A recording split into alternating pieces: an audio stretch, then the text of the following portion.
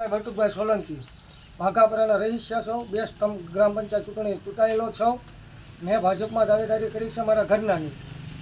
જો દાવેદારી કરી છે એમાં અફવા એવી છે કે બહારના વ્યક્તિને ઉમેદવાર જાહેર કરવામાં આવ્યો છે જે તે અહીંનો સ્થાનિક નથી અને એના મત પણ નથી. એના 2-3 ઘર છે. અમારા સમાજ ઠાકોર સમાજ મોટો સમાજ છે. કોળી સમાજ 1500-1700 મતદાનની ધરાવે એવો સમાજ છે.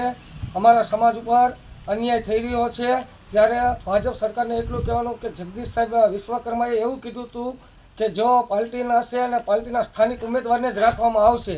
પણ આ લોકોએ ઉમેદવાર ઉપરથી કોણ સંજોગે ઉપરથી ઉમેદવાર ફેરફારમાં કરવામાં આવ્યો છે. અહીંનો સ્થાનિક ઉમેદવાર નથી. અમારા રહીશોને બહુ ઉગ્ર આંદોલન છે કે અમારા સમાજને ટિકિટ નથી આપી, બીજા વ્યક્તિઓને આપે છે. સમાજ બહુ ગુમરાહ થઈ રહ્યો છે એટલે એના થકી સમાજ ભાજપને કોઈ પણ મત આપવા તૈયાર નથી કે લાખાભાઈ તમને મત મળશે, તમારી ભેગા અમે છીએ, તમે છો તો જ ભાજપ છે. તો શું કહેશો તમે હવે? હું એવું કહીશ, અમારો સમાજ એવું કહેશે તમને ટિકિટ આપશે તો અમે ભાજપ સાથે રહેશું, નકર ભાજપ સાથે નહીં રહીએ અને મતનો અમે કરીશી બહિષ્કાર